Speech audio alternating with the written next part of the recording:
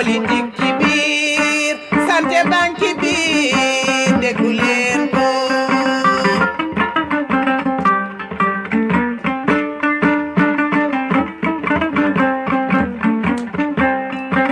sport banque ci biir social ci biir débat yaa ngi ci biir déglu leen ko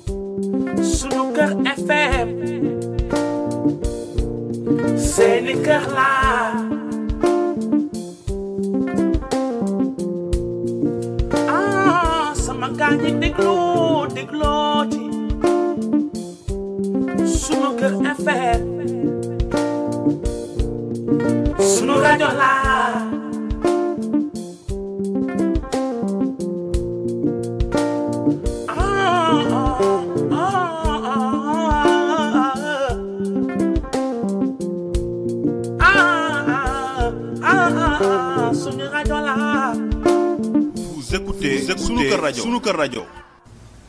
yéen a ngi déglu rajo Sunu Kër. jaajëfate man la de Henry Poupa Cissé radio yaa ngi déglu Sunu Kër radio. yéen ñi di déglu rajo Sunu Kër ñu ngi leen di gërëm bu baax ci seen fidélité. Sunuker.com. Sunuker.com. Welcome to sunuker.com. L'info autrement. L'info autrement est la toute nouvelle émission de la radio Sunuker et le site sunuker.com. Une émission présentée par notre lumière nationale, l'international l'Amazon, Sokhna Rama Diagne, et l'incontournable, le chroniqueur, le pertinent. Il nous retrace les faits saillants de l'actualité nationale et internationale. L'info autrement, c'est tous les jours, du lundi au jeudi, 16h GMT, 18h Paris, en direct sur Sunuker Radio. Pour y participer, appelez au 001 920 786 85 30 ou 001 951 665 85 35. Vous pouvez aussi ajouter Skype Sunuker Radio ou participer via Skype en ajoutant Radio Sunuker. Mbokk yi, lii di émission bu bees tàq, l'info autrement di émission bi nga xamanteni Radio Sunuker ak sunuker.com ñoo leen koy jagleel ngoor bu nekk si bu 16h jotee ca Dakaru 18h ca Paris. Mbokk yi, Radio Sunuker moo ñëw ak yéen ak Sokhna Rama Diagne Arwa, l'Amazon international, la linguère nationale. Di émission bu amul fenn, émission bu leen di dëgtal xew-xewu bés bi. Dañuy faral di wax naan picc nga ci kaw waaye xel maa ngi ci suuf. Loolu moo waral Sunuker compétence bu ñu ko xamee, indépendance bu ñu ko xamee ak crédibilité bu ñu ko xamee mu jagle leen émission bu bees bi l'info autrement. Bu ngeen si bëggee bokk ci waxtaan bi yéen tamit mën ngeen a woote ci 001 920 786 85 30 wala ba tey 001 951 665 85 35 wala bu fekkee dañ ko bëgg a déglu tamit mën ngeen a woote ci 001 302 781 82 04 wala sax gaañi lu gën a easy doo fay dara ajoutel Skype Radio Sunuker. L'info autrement du fenn fudul fii si Sunuker ci kër gi la maison mooy bambu.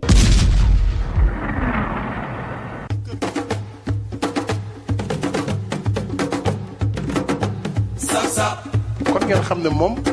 mosuma bañ a sóoraale ci lenn te jiituwuma fi ëpp ma fi xam-xam donc loolu mu koy def ba yàlla def mu yóbbu ma def ma directeur général Petrosen ñu toogati diir mu woo ma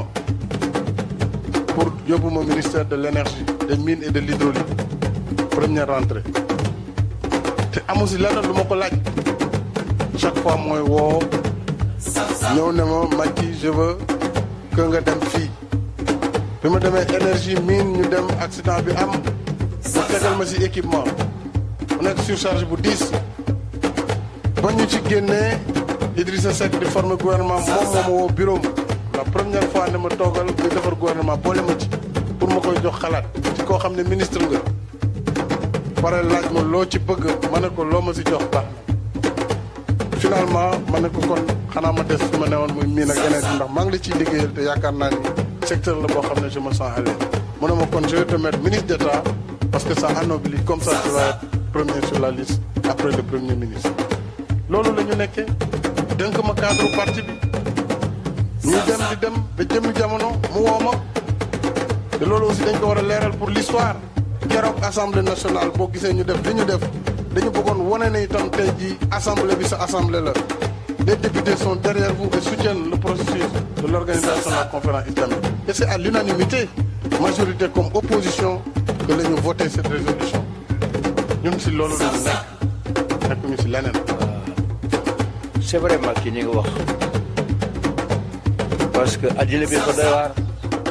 su ma seetee ba ne kii laa bëgg dénk lii. waaw bu seetee di seet ci Sénégal yi ba ne kii laa bëgg dénk lii. yàlla ak man rek noo ko xam. ne kenn xam ko pour suuf ba dara ko talaa. ñii nga xam ne nag da nga leen fi fekk ma jox la poste bi. ñii ñoo fi fekk mu jox la poste bi. damay seede ni amul kenn ci ñoom. ne. en tout cas daal mu jox ko lii. ne kor yii nga fekkoon ci parti bi du nekk yàgg ci noo ngi nii toog waaye nag amul kenn ku ñu mën si jox bëgg bu tëb ne bu recevoir la ne ko lu tax nga jox loolu man. danañu ma jaaxal. ne bu ko defoon jaaxal. ma leen man wax lii wala lëleel. du leen wax lii wala lël. lu dul sama bëgg-bëgg bopp rek. lu dul rek sama bëgg bopp. yàlla moo ma xiir rek ci loolu ma def ko te yàlla ma ko sax. mënu ko expliquer am na ñu xam ne woon dugg seen bopp.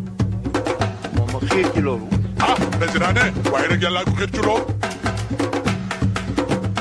ñu waxtaan mu ne ma léegi je veux que tu ailles au ministère de l'intérieur. mu ne ko président intérieur bi xaw ma lan la woon mais dama ko ragal kon loolu day wax dëgg yàlla xam dama xaw a diis parce que man daal technicien laa te daal si laa gën a nekk à l'aise mu ne ma daal il faut que nga dem foofu parce que loolu moo ma gënal ko bu dee moo la gënal man amatuma choix Avec votre soutien, je suis sûr que je réussirai. C'est comme ça que j'ai été nommé ministre d'État, ministre de l'Intérieur et des collectivités locales et porte-parole du gouvernement. Donc, on a dafa lii yëpp ndax am nga payam.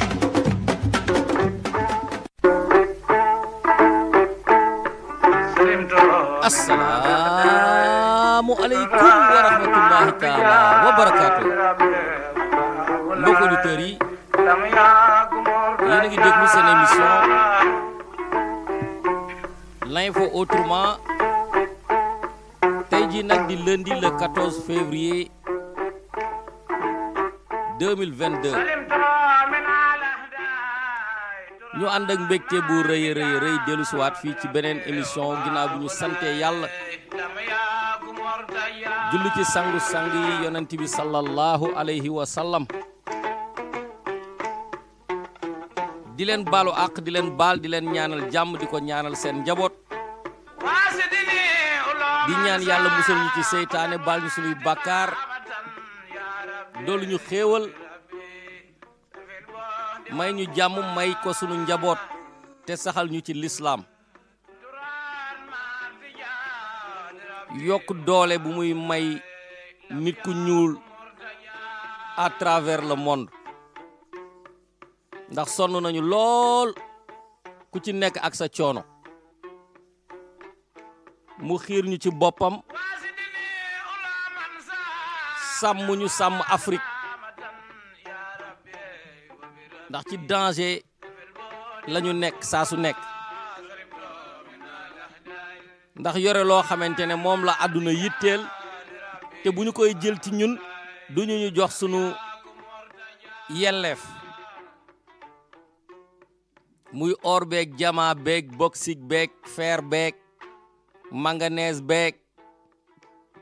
minéraux yëpp nga xamante ne tey àdduna bi dañ koy soxla yàlla def ci lu bari mu nekk ci Afrique waaye jariñu leen dara ndax manque d'organisation yàlla nu yàlla dimbali ba indil ñu les hommes qu'il faut à la place qu'il faut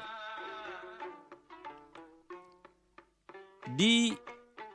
nuyu sénégalais yi nekk Europe yëpp ñi nekk Amérique Sud Amérique Canada ñi nekk Europe fépp fu ñu mën a nekk ci Italie wala France wala Espagne wala Portugal Angleterre Écosse Finlande Danemark ak ci Afrique sunu réew yëpp Sénégal ak li ko wër un peu partout dañuy jot ay feedback ñuy wax ne dee leen ñu nuyu ñun tamit ndax dañ lay déglu ndeysaan xam gaa yi intervenir yëpp da ngay am sax surprise waaw ak ñi nga xamante ne yaakaaroo ne ñu ngi lay déglu te fekk ñu ngi lay bàyyi nopp ñii di la wax ne la c'est à travers nos émissions lañ leen di inspirer ba lu bari lu ñuy bind ci presse bi am na ci loo xam ne ci lay jóge xam nga yooyu tamit boo ko déggee day neexal sa xol daal mu wane ne tu ne travailles pas en vain ndax ñu ngi lay encourager ay ñoo xam ne seen plume yu pointu yu ñu yore nga yàgg leen a naw ñu lay wan ne ñoom ñu ngi lay déglu que ni am na benn inspiration boo leen def loolu sant yàlla la ñu ngi ciy sant sunu borom bu baax ñii di bind livre di la ci mentionné xam nga loolu boo ko gisee dafay gën a encouragé moo tax li ñuy def ñu sawar ci parce que bu ñu demee ba gis ay écrivain di ci wax ne inspiré wu nañu ci ba di ñu ci remercier ci seen biir livre loolu day wane ne liggéey bu am njariñ la ñuy sant yàlla même bu fekkee ne presse bi du ko reprendre am na ñu mu intéressé yoo xamante ne te ñooñu kuy dem bay bind nit ñi di la lire buy def loolu da ngay xam ne nag kon liggéey bi am na njariñ donc ñuy gërëm ñëpp ñi nga xamante ne ñooy intervenir ci rajo bi du man nag du man ñi intervenir ci rajo bi ñi ànd ak man Ahmadou Diop boroom xam-xam yu bari ñëpp ñu ngi leen di gërëm di leen sant te di leen encourager. am na si ñoo xam ne dañu lay wax naan la c'est-à-dire que ni débat bi niveau bi muy yegg doo kii dëgg la defuñu wax sa xalaat waaye ku toog réfléchir tey bind tey suivre l'actualité rek tu as ton mot à dire. li nga xam ne moo jafe rek mooy impartialité. soo demee ba ay nit di xëccoo rek nga bëgg a wax joo xam ne dafa jub rek bul ànd ak kenn waaw bul ànd ak kenn àndal ak dëgg gi nag fu mu féete boo fa demee keneen ki nga xamante ne demuloo ci moom dina xam ne fee la dëgg gi nekk waaw day xam ne ànduloo ak moom parce que dëgg gi fee la nekk waaw dañ koy xam ñoom dañ koy xam waaw moo tax yàlla defal ñu sutura lii ñuy liggéey ni ñu koy defee ñu bëgg koo continuer man bokk man du ma fan kenn wala du ma contre kenn ba may xeex ne alternative à tout prix du ma ko def te du ma ko digle ndax dal nañu lu bari li mu ñu dal dafa bari waaw li mu ñu dal dafa bari nañuy càmbar ñi nga xamante ne ñoo bëgg a remplacer ñi fi ne loolu mooy yoon càmbar ñi nga xam ne ñoo bëgg a remplacer la fi nekk parce qu'on remplace du vieux par du neuf waaw loolu bu ñu koy fàtte te man foofu laa féete man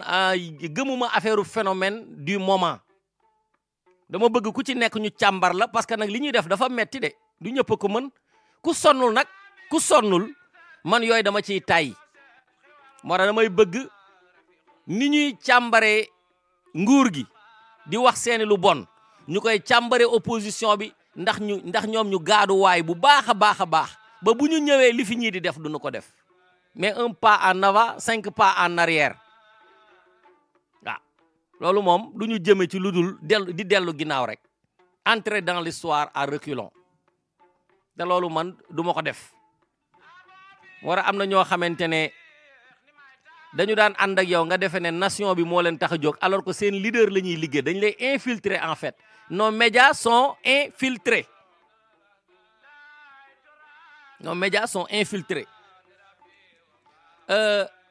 tey nag maa ngi souhaiter joyeuse fête de Saint-Valentin à tout le monde nga des fois sax da ngay gis ne boroom xam-xam yu bari ku ci nekk da nga koy génnee lu nekk ñi nekk di définir di dugg ci histoire tubaab yi lii lañu ko fekk tubaab yi li ñuy defar ñu koy consommer moo ëpp dañ ko jël ci côté positif ku nekk di ki nga nekkal bëgg ko mu lay bégal nekk sa service muy góor muy jigéen nga koy bégal di ko toppatoo di jaamu yàlla ci moom ndax nit ñi mën nañ cee jaamu yàlla jox leen seen yelleef li ñu yàlla digal ci ñoom ñu koy def yàlla nañu si yàlla dimbali amaana sax mënuñu ko yombul waaye yàlla nañu si yàlla dimbali loolu daal xamoon naa ne bëggoon naa ko ci nuyoo semaine bii ñu génn nag ñu ngi doon feete Coupe d'Afrique bi mais daanaka fu mu toll nii mel na ni yaram yi dal nañu ndax fin de semaine bi sax ñëpp ñu bàyyi woon nañu fête bi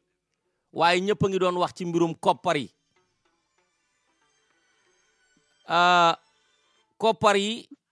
ànd aussi ak li nga xamante ne mooy ay militaire yu rebelle yi jàppoon gis ngeen waxtaan bi ñu ci def ndeysaan mercredi ndax jeudi bi dañ doon màggal soxna jaara sunu maam ju baax ju sell jooju nga xamante ne royuwaay la te ñu bari war nañ cee mën a roy lu bari ndax 33 ans nee nañu la dund waaye marqué l'histoire ci déggal jëkkëram boroom këram ci dimbale njaboot gi nekk ci kër gi dégg nga ci yar doom ci l'islam moom lañ doon màggal moo taxoon jeudi defuñu émission waaye bu ñu fiy jógee engouement bi ñu amoon pirum burum Coupe d'Afrique bi daanaka teel na retourné nañu sax ci réalité dafa sedd guy mujj gi li sujet bi mujjee jug moo doon mbirum koppar yi nu leen jox ñu waxoon ne nañu fexe ba ni ñu koy séddalee képp ko war a nekk ci liste bi ñu dugal ko ci ñu bañ a am ñu ñuy segg waaye loolu ñu doon bañ daanaka moo ci am ñii di wax naan dañ cee dugal ay garde du corps ak président fédération bi ñëw na moom it def sorti weddi lool ne loolu amul waaye daal li ñuy ñaan te di ko fàttali nit ñi mooy nañu fexe ba ku ci war a bokk rek ñu boole la ci quoi parce que joueur bi ki koy mettre en forme ñi koy téyel bagaasam ak ñi leen di jàppale waa kinésithérapeute ñi ku ci nekk nañu fexe daal ba boole leen ci mbir mi quoi loolu mooy yoon sénégalais nag moom ci xëccoo ba ngay xamee ne problème yi iñaan am na maanaam bu ñuy séddale ci séddale bi ngay xam ne iñaan am na ndax da ngeen di ànd sacrifice bi di ko defandoo bu ñu war a séddale ñuy seet kan moo gën a yaatu mbagg ak kan moo gën a yaa biir pour ngeen jox ko beaucoup plus que les autres loolu bu ñu ko fàtte ñu waxoon aussi ci affaire rébellion bi tey finalement la ñu libéré ginnaaw ci week-end bi ñu waxee ne ñi ñu jàppoon dinañ leen libéré tey lañ leen mujj libéré xamuñu nag condition de négociation yi tax ñu bàyyi leen mais tey daal la ñu leen libéré mu doon mbégte bu rëy te ñun tamit dañu ciy bég ndax wax nañu ci bi ñu ciy wax presse bi ñu ci wax bariwul jël position noonu nag lañu ko mos a defee di jël position rek par rapport ak yi fi xaw ta du yoon te loolu la ñu jàpp ne moom mooy la manière moderne de faire du journalisme da ngay nekk patriote ba jege du chauvinisme journaliste yu xarañ yi nekk bitim réew dañuy toog sax di ko defante ak gouvernement te su ma nee gouvernement waxuma seen gouvernement mais gouvernement extérieur rien que pour défendre la patrie di jël ay position di jàngal réew mi di leen expliquer accords yi di leen wax position bu nga xamante ne bu maladroite bu président bi par rapport ak à tel ou tel accord te loolu yëpp dañ ko war a leeral population bu ko defee ñoom ñu mën a xam ndax seen njiit mi mat na njiit wala matul njiit mais dañuy jékki-jékki rek ñu nañu ci presse bi libéré nañu gars yi waaye doo xam ci yenn condition te bu nit jàppee say soldat xoolal soldat ni mu amee njariñ ci réew soldat la ilaha illallah kan moo ñemee jàpp soldat américain nga naan ñoom déjà duñu négocier gars yi dañ koy signer ñoom duñu négocier ak du terrorisme ñu ñëw ne la benn civil bu ñuy woowee Salif Sadio benn saay-saay ñëw jàpp leen filmer leen invité ay journalistes ñu interviewer leen ñu torturer leen sonal leen rey ginnaaw buñ ci reyee ñeent ci li ñu déclaré ñu bëgg a ñëw léegi ñu ne la xoolal négocier nañ bàyyi nañ leen quoi bàyyi nañ leen xamuñu nag fa la ñuy mujjee mais mbirum Casamance bii mbirum Salif Sadio dañ ko ak ñeneen ñi nag parce que du moom kese affaire bi dafa am alal am koppar ba nga xamante ne ñoom ñëpp seen gagne-pain la xaw ma nan Badiane am na ko sant Badiane amoon na ko sant Biagi ak ñeneen ñoo xamante ne ku ci nekk di créer sa fraction di jaay ne man maay kii ñooñu ñëpp da nga leen di jàppi fusiller leen devant le peuple amul dara lu muy envenimer nag fusiller leen parce que nit mën nga contre gouvernement mais boo fekkee intégrité peuple nga bëgg koo yàq ñooñu da nga leen di exécuter mu jeex et on avance c'est ça la réalité mais di toog di négocier ak ay saay-saay nit ñi dem war a dem liggéey ji ñoom ñu ne duñu liggéey dañuy jàpp d'honnêtes citoyens di leen toroxal di leen rey soo amee sa ennemi sax biir Casamance bu la neexee mën nga ko attentat rey ko ñu jiiñ ko rebelle yi loolu moo tax insécurité baaxul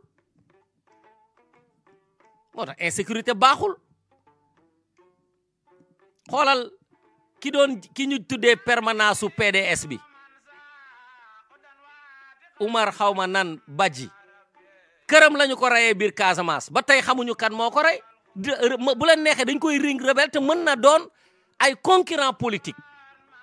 insécurité boobu ñuy créer dans cette région là di terroriser les populations sénégalaises du sud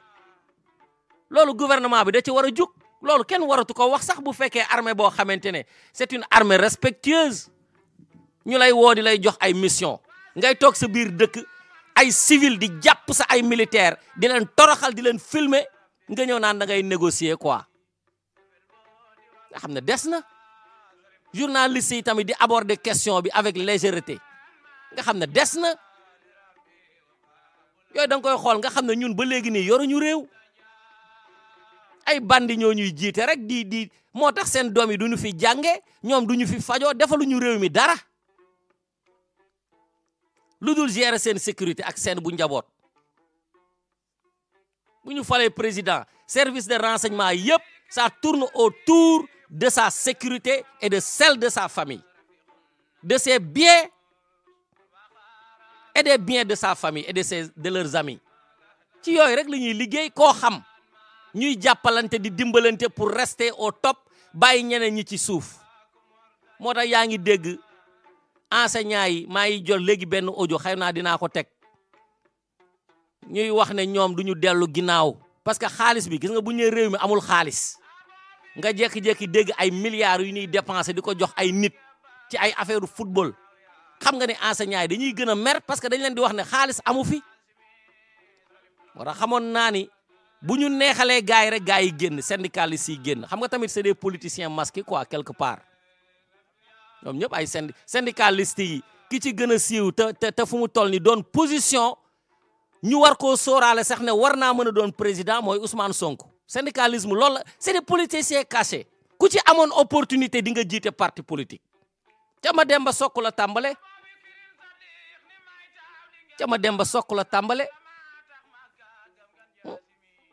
am na benn dama koy bañ a tudd nag parce que des fois il faut que may woddu affaire yi quoi dafa am benn DG boo xamante ne dañu koo jox benn ngandi compagnie xam naa ko sax mu am ay agents commerciaux yoo xamante ne dañu war a liggéey fi nga xamante ne fa la France nekk xam nga France moom fi mu nekk ci réew mi bëri na soo xoolee ndox mi ñoom ñoo ko moom autoroute à péage yeeg Orange ak dégg nga yooyu yëpp ñoom ñoo koy contrôler suñu réew mi lu sénégalais yore dañ koy ñiitaatu yóbbu ñoom mu yore benn compagnie boo xamante ne ñooñu la war a concurrencer dégg naa day dem ci benn restaurant mu war a fay mu ne leen ah man de lii laa bëgg a fayee gars yi na ko loolu amu fi ci saa si mu woo agent commerciaux yi ne leen zone bii de dama fi ñëwoon fay ci restaurant te mënuñu koo fay nee nañ amuñu affaire bi jël nañ zone boobu la ok mu ngi ci sama liste dinaa fa dem non zone boobu maa koy couvrir dinaa fa dem pendant chaque fois moom day dugg sax ci terrain bi pour tester loolu ndax gars yi ngi liggéey mais gars yi duñu def seeni liggéey mu bëgg leen a am ci ñoo xam ne da leen a bëgg a jox ultimatum wala mu bëgg leen a dàq parce que bu ñu liggéeylee dañ leen war a dàq mais le problème mooy mënoo leen dàq pourquoi parce que syndicalisme yi ñu yore dañu mujj dem ci presse bi xoolal waaw ñun dañ doon liggéeyee port ñu dàquñu ñun dañ doon liggéeyee fii ñu dàquñu du ñu fay seen droit mais ku liggéeyul kenn du la fay parce que loolu il faut que sénégalais yi jàpp ko moo tax ñoom boo leen gisee li gën a dox ci Sénégal ginnaaw politique mbirum syndicalisme la te loolu kenn du ci wax kenn du ci bind sax duñu ci wax duñu ci bind moo tax réew mi dañoo war a jàppale journalistes yi gën leen a former gën leen a jox doole gën leen a jox indépendance ñoom it ñu bañ a def jikkoy saay-saay di chantage gars yi yor naa papier bi ci mbir mi soo deful lii ma def lii déedéet li nga gis moom nga war a bind waa ji soppeeku man d'accord naa sax nga ne ko soo soppeekuwul ma publier ko sax loolu d'accord naa mais jox la dara pour que nga bañ ko publier loolu moo baaxul mais ne boo soppeekuwul sax ma génne ko loolu sax moo tane may ko une deuxième chance moo tax li war a àndandoo liggéey ci réew mi moo amul gars yi dañuy laqatu ci biir syndicalisme yi dañuy doon ay enseignants duñu nangoo jàngale wala ñuy def ay fautes yu grave te kenn du leen mën a dàq wala ñuy liggéey ci ay agence war a def seen liggéey duñu ko def parce que syndicalistes yi ñoo leen di ñoo leen di backup xam nga réew moomu tamit du mën a dem te ñoom seen concurrent ak seen vis-à-vis mooy les politiques yi nga xamante ne ñoo nekk au pouvoir moo tax ma lay wax le na ñoom ay politiciens yu làq lañu parce que nit ki ngay wujjeel rek moom ngay teg moom ngay def sa vis-à-vis mais doo gis handballeur di concurrencer ak benn footballeur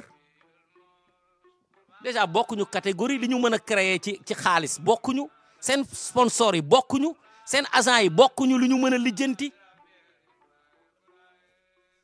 seen championnat bokkul sax li ngay cotiser pour bokk spectateurs yi noonu mais ki ngay concurrencer day fekk ngeen bokk li ngeen di def moo tax syndicalistes yi ces politiciens cachés là lenn rek la ñuy def mooy galgal nguur gi waaye nguur gi tamit di leen galgal parce que dañuy xam ne ay politiciens yu caché lañ te ñoom bi ñu bëggee perturber avant ñuy jël réew mi ñooñu la ñuy laami soowal ñoom la ñuy laami soowal di leen wax dóoral grève waaye waxal ak kële gars yi dóor grève générale illimitée paralyser l'économie de ce pays pourquoi parce que président bi la ñuy bëgg a bloquer politiciens yu bëri ak syndicalistes yi kiif dañoo xamante xool ko rek ci plateau télé yi bu ñu leen di invité dañuy invité ay fu ñuy invité politiciens rek la ñuy invité syndicalistes yi benn lañu ñoom ñëpp am ay parti même bu ñu ko waxulee officiellement seen deal yi ñuy def hors antenne mais nit ñi xam nañu ko moo tax amul différence te champ politique bi ni mu tourné fan yi at yi ñu génn rek moom moo lay wan ne li ma lay wax noonu la demee waaw fi ñu fayiree dafa bëri te multiforme waaw bi ñuy weekend bi di waaj a jot la dugg biir RFI di lire ay information ñu lay wax ne la xam nga waxtaan nañ fi keroog di wax ci problème mu pays africain yi nga xam ne coup d'état tey am na Burkina moo mujj tentative de coup d'état amoon na fële ca Guinée-Bissau dégg nga boo xoolee léegi Tchad armée bee ko yore coup d'état mën na fa am anytime Mali am président militaire Guinée am président militaire te ñooñu ñëpp c'est des pays francophones te France doole bi mu am biir Union européenne dara waralu ko lutul colonie française d'Afrique moo tax gars yi di wax ak ñoom de est-ce que dégg ngeen fi kuy wax ñuy tudd Portugal kenn tudd ko parce que colonie yi daanaka jariñu ko dara c'est un pays européen pauvre kenn sóoraale leen ci dara te pourtant puissance la woon ay jamono demal xool histoire français yi nag xam nañu ne bëgguñoo mel ni Côte d'Ivoire bëgguñoo mel ni Italie xam nañu ko yooyu c'est des pays européens normal kenn du leen sóoraale ci dara seen moyen intrinsèque la ñu yore rek di ci dundee France nag manière arrogante bi muy dundee biir Europe di ko dundee biir conseil de sécurité de l'ONU doole bi muy am yëpp dara waralu ko lu dul colonie yi mu yore léegi nag bëgg koo ñàkk lu ne la ko jaral bëgg koo ñàkk may liir ñu ne dafa am benn bateau militaire bateau boo xamante ne ay garde côte ak ay garde de frontière ñoom ñoo ciy nekk ñu koy wax Frontex ñu ne parce que dafa am ay commissaire européen yoo xam ne dañoo war a ñëw ci biir Afrique ñoom dañoo bëgg l'Union européenne dafa bëgg a déployer Frontex bi dégg nga aux côtes sénégalaises ñu bàyyi ko mooy maanaam daal l'Union européenne veut déployer Frontex au large des côtes sénégalaises muy bato boo xamante ne ñun xamuñu sax équipement yi nekk ci biir xam nga booy wax mbirum frontière moo gën a garaaw dañuy yore ay affaires yoo xam ne dañuy scanner des milliers de kilomètres parce que mënuñoo ñëw ba ci boodo bi astafurlah naka ba ci frontière bi naan dañuy contrôler lan moo fa nekk dañoo am ay ay radar am ay maanaam matériel daal yoo xamante ne yow ñoom ay kilomètres dinañu mën a xam lan moo xew foofu ku fay taxawaalu dina ko xam motif bi ñu joxe nag mooy dafa am dégg nga ay bateau yoo ay gaal parce que pour contrôler migration bi nga xamante ne moom mooy départ booru Sénégal dégg nga di dem jóge ci côte sénégalaise yi dem vers l'archipel espagnol des Canaries ak yu demee noonu mouvement migratoire bi vers l'Europe daal via la Mauritanie ak les longues routes de l'Algérie et de la Libye ñoom loolu moo tax ñoom ñu bëgg ko fi yónnee mais loolu bu fekkee loolu la dem leen ngeen koj gaa yi foofu noonu pourquoi ñu bëgg a ñëw ci côte sénégalaise yi nee nañ pour loolu pour ñu bala ñuy départ ñu jàpp leen loolu kay xanaa armée sénégalaise ak gendarmerie ak police war nañ ko mën a def wala marine nationale war na ko mën a def mais lii lu mu lay wan mooy maanaam mbirum marionnette bi nga xamante ne moom la sunu xam nga réew boo xamante ne un pays qui se respecte bu ñu la falee président nga am assemblée nationale moo tax gis nga la séparation des pouvoirs waruta mën a ñàkk ci réew muy dox wala Donald Trump bi muy fi def yëfu saay-saayam yi réussir na de dugg nañ ca biir parlement ba yàq affaire yi jéem a jàpp gars yi otage gars yi rëcc waaye ba tey ñu ngi koy enquête ci jamono ji ñu ngi koy enquête di jàpp gars yi benn par benn taal ay vidéo jàpp leen jëli leen ku ci nekk ñu jàpp la yóbbu kaso parlement bi teewul day def say day contrôler gouvernement bi mais yow nga doon président de la république am ay accord yoo xamante ne peuple bi sax lay intéressé directement yow ngay jël décision personnelle ñu ne fu mu toll ni gouvernement Sénégal la ñuy wax te bu ñu waxee gouvernement Sénégal président bi moo tax ñuy wax normalement Frontex bu ne woon day ñëw pour ñëw au large des côtes sénégalaises yooyu dañ ko war a yóbbu assemblée nationale même bu fekkee ne assemblée nationale mécanique mais pour faire du réel politique ñu jaarale ko foofu sax quoi parce que li président bi bëgg moom la assemblée di def xam nga assemblée dañoo fal ay député yoo xam ne amuñu xam-xam niñ leen di dugalee ci liste bi sax daf lay wan ne duñu def seen liggéey maanaam xarañuñu journaliste déggal député da nga war a yore cabinet am ay conseillers am ñoo xam ne bu peuple bi bëggee wax ak yow ci ñoom la ñuy jaar di segg ñi nga soxla te mu doon vraiment ay situation yu am njariñ laaj attention immédiate ñooñu sax nga recevoir leen wax ak ñoom ñeneen ñi ci des dañuy collecter l'information comme ni ko journaliste di defee di la ko andil nga koy traité nga yore équipe bu koy traité li ci am importance boo waree def sax ay proposition de loi nga def ko mais ay député yoo xamante ne mënuñu bind seen tur xamuñu dara ay rëy làmmiñ kese lañ leen di defee député ñooñu tamit boo fa yóbboo genre yu demee nii ñu ne président bi loolu la bëgg moom dañ koy signé xam nga ñun suñu réew yi suñu président yi gis nga li ñu doon bañal ñoom Lat Joor ak Alboury Buur Siin Kumba Ndoofeen ak yooyu tubaab yi xam nañu ne ñun modèle boobu mooy marché ci ñun moo tax ñun suñu président yi buñ leen falee modèle boobu lañ leen di jox ils n'ont pas besoin de l'opinion du peuple ay décision personnelle la ñuy demee moo tax ñu leen di jox ay caisse noire ñuy may xaalis ku leen neex ñu jox leen droit jox leen doole ñuy manipuler justice bi di tëj ku leen neex di teg seen kudd ci dossier bu leen neex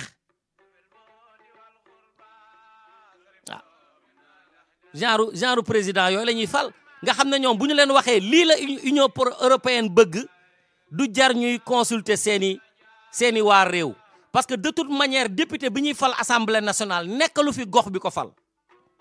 kon il faut ñu soppi genre fal yooyu mu nekk suffrage électoral comme ni ñuy falee président bi comme ni ñuy falee député ñi ngay gis nii muy maire yi déclaré wu ci kaw ñu def campagne noonu la ñu war di falee député ci sunu réew mi buñ ko defoon dinañ gis changement bu rëy bu am léegi nag ne soyez pas surpris bu ñu xëyee suba ñu ne la l'Union européenne a déployé Frontex au large des côtes sénégalaises ñooñu nekk nag benn agence européenne de garde côte et de garde frontière waaw ñu déployer leen sunu région yi parce que Union européenne tamit dofuñu dañoo booloo nekk benn mais dëkk yëpp tolloowuñu doole te comme que France yore na moom ay nègre yoo xamante ne plus de 14 pays la ñu am ñett ñu ci waaj a rebelle wu bu ñu rëccee dinañ jox modèle ñeneen ñi pour que ñeneen ñi fexe ba ñoom seen marionnette yi ñu teg à la tête de ces pays là ñu jële leen fa Union européenne day tas sax lay def day tas moo tax ñoom utiliser France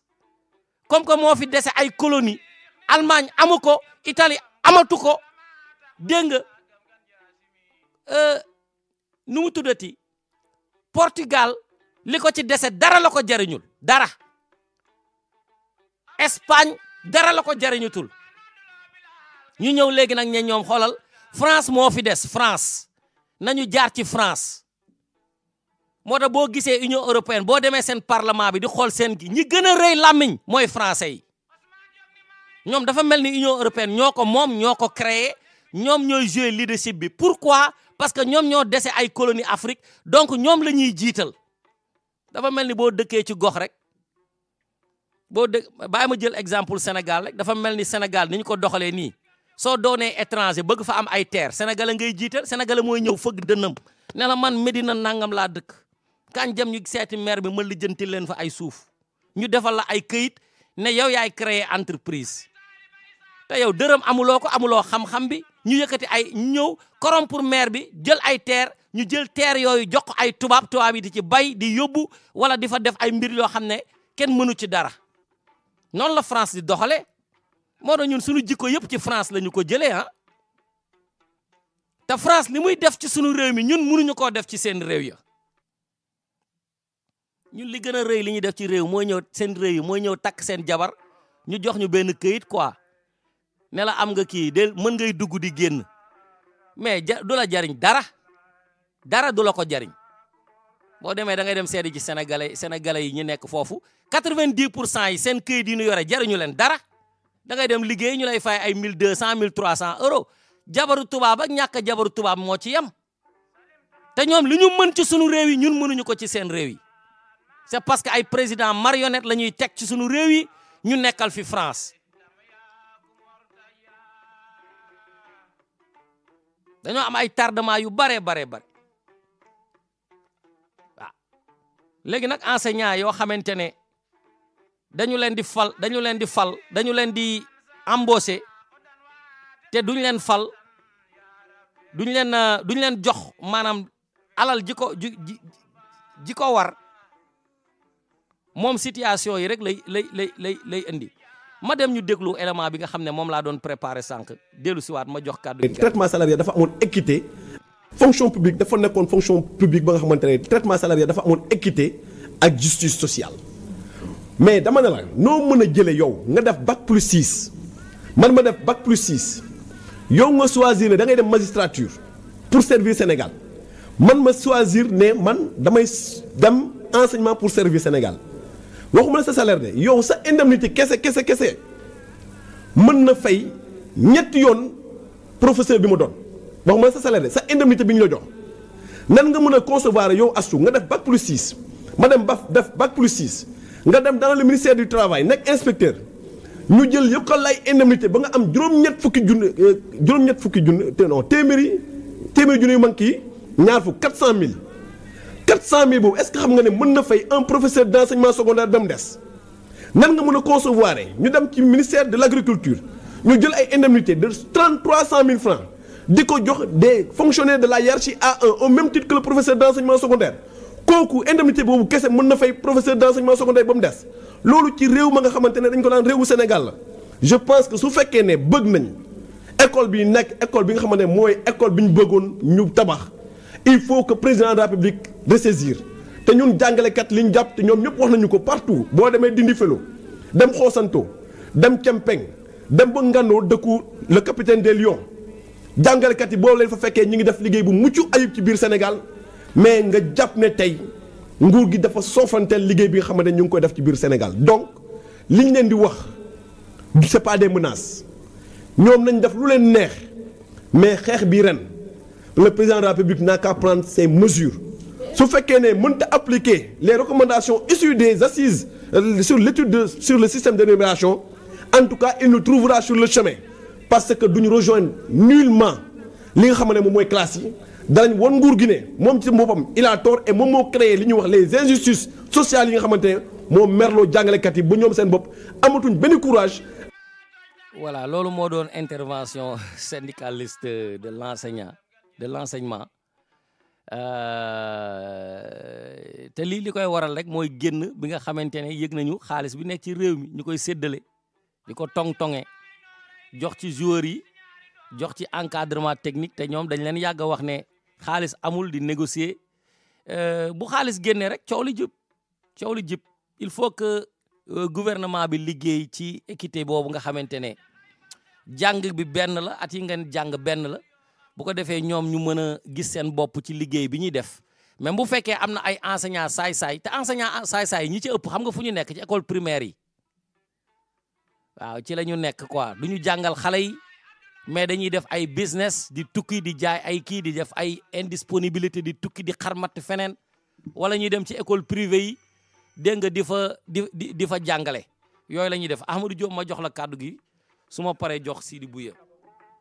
waaw asalaamaaleykum. waaleykum salaam waaw. na nga def waay ça va. waay ça va alhamdulilah naka yi tey. ça va alhamdulilah noo ngi nekk ci jàmm. macha allah ñaanal Sénégal jàmm. di ñaanal adduna bi jàmm. amiin yaa rabbal aalamiin. waaw sunu Sénégal gi jiitu ci lépp nag. amiin. parce que borom xam-xam ñoo fi nekk ñu maandu. moo tax sunu dëkk bi war a góorgóorlu tuuti. wallaay. waaw waaye nag dafa am lu nekk ci biir. ñii buñ dee liggéey. traître baadoolo yi di suul di sàcc. ñu koy daganal. waaw moo tax suñu réew mi taga témbe. waaw yow nag man xam naa la bu baax sur le plan géopolitique. waaw wax nga ci sur la situation délétère regrettable ci rebelle yeeg jàppal bàyyi ak ci enseignement bi wax nga ci Sénégal wax nga ci tubaab yi Union européenne yoo xam ne léegi sax ñoom non seulement c'est extraordinaire njawar li nga wax man damay dem ba ne sax nun est-ce que nun ban dëkk la nekk xam nga man li ma foofu laay commencer sax parce que sujet yi nga abordé de vraiment c'est des sujets yoo xamante ne bii très important waaw yoo xam ne yaakaar naa ne sénégalais yi nekk ca biir yore média yi buñ ci waxoon defe naa ne Sénégal lu toll fii mu toll tey waaye nag nun doonoo tumuranke ndax dañoo orphelin parce que ay njiit amu fi du moins ki nga xam ne moo fi jiite daanaka moom marionnette la rek dafa neexut wax nag waaye loolu moo fi waaye nag lu defu waxutalu ay di njàmbat loolu aussi bokk na ci démocratie parce que fi may commencer mooy fi nga mujjee xam nga man damay dem ba ne sax nun xanaa nun danoo alko wala qu'est-ce qui se passe au Sénégal du moins en Afrique léegi tubaab yi sax léegi yematuñ ci seeni frontière ñoom dañ koy barricade waaw bëgg a jiitu ci lépp nag ci médecine ak ci lépp waaw addu kalpe foqar ci léegi yematuñ ci loolu parce que xam nga wax nga ci Sénégal ne am na bateau boo xam ne Union européenne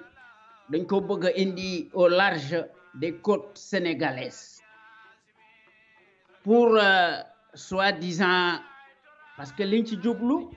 mooy di def en amont et en aval di prendre les devants maanaam di bëgg a contrôler ñi nga xam ne dañuy jël gaal yi di ñëw Europe xam nga loolu addu kalpele kooku violation la sax des pays d'Afrique c'est violation dëggantaan la njawar manque de respect la sax en fait c'est de la tyrannie c'est-à-dire que c'est des méthodes regrettables man dama koy dénoncer parce que mbir mi ça veut dire que les indépendances formelles dynamiques souveraineté amu fi voilà parce que ñoom xam nga lii moo tax man samay wax du neex ci Sénégal ak ci Afrique parce que ñoom non seulement yematuñ ci Europe léegi sax dañuy ñëw ci suñuy côte te duñu laaj suñu digal dañuy ñëw rek def li ñuy def comme niñ koy defee ci seeni marché appel offre du am dara du am day ñëw rek këf dañu ñuy yëgal waaw waaye duñu ñu tàggu waaw te li ma ci xaw a jaaxal parce que dama ciy def quand même analogie li may wax du bari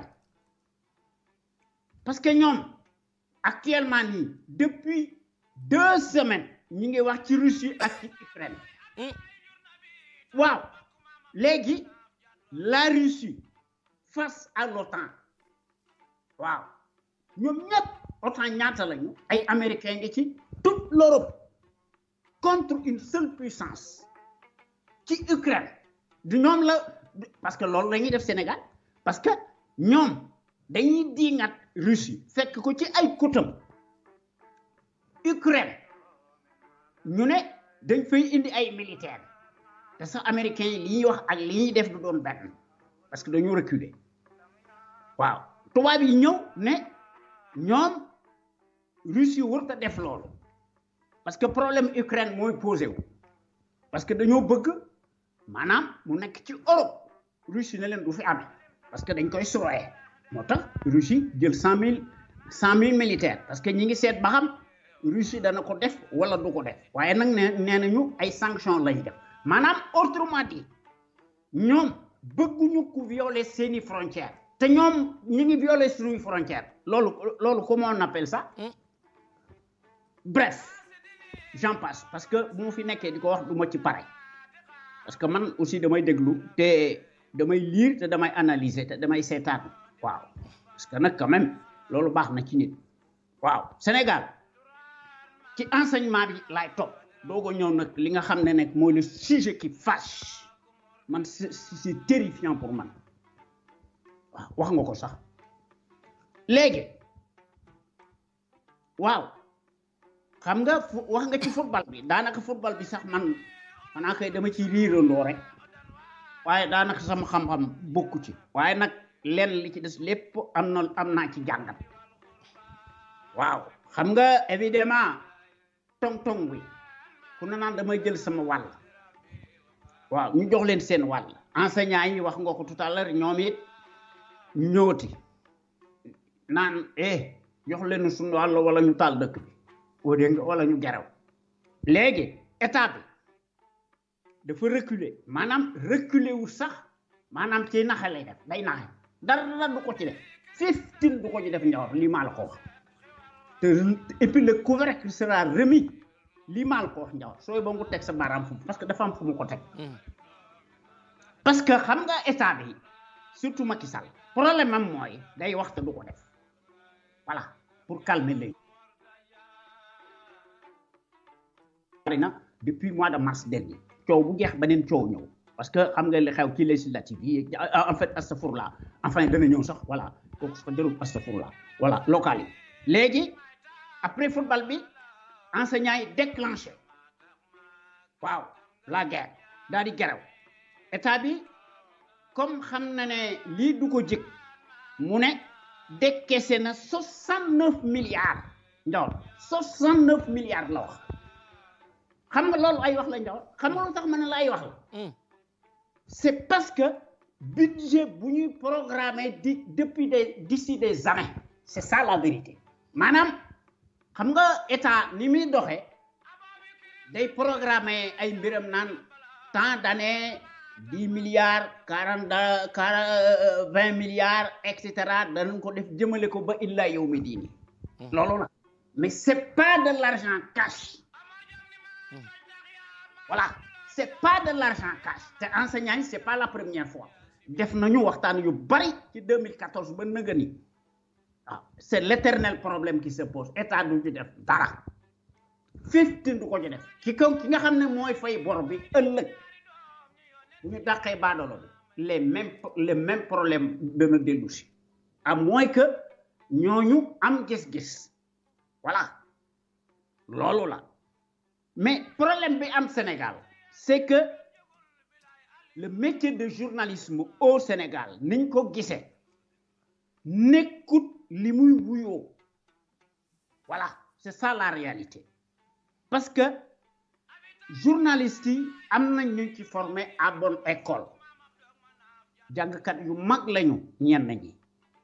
ñenn ñi am nañu la plume libre waaye duñ ko binde duñ leen bàyyi ñu bind ko journaliste d'investigation am na fi ñoo xam ne nekkuñu ci benn camp problème bi ci nekk mooy ci Sénégal parce que lépp mooy am libre ñu ku fi bind article ci ay tagga témbe ci Sénégal tous les pouvoirs qui se sont succédés jusqu'ici dañ lay wax ne diffusion de fausses informations et pourtant Sénégal dañuy wax ne 4e pouvoir muy la presse c'est un simple slogan creux vide coquille vide là c'est tout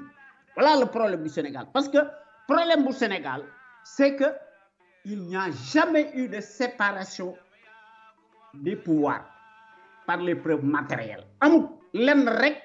moo ko mën a dindi wax nga ko tout à l'heure l'abrogation du régime présidentiel totalitaire prédateur et corrompu par définition tant que dindiwuñ ko li fi am moo fi am guerre moo fi nekk corruption massive président de la République yore yatam di guerre di tànn ki ko neex ki war a jiite enseignement bi te le plus souvent c'est des cancres c'est des médiocres c'est ça la réalité voilà c'est tout parce que problème bu Sénégal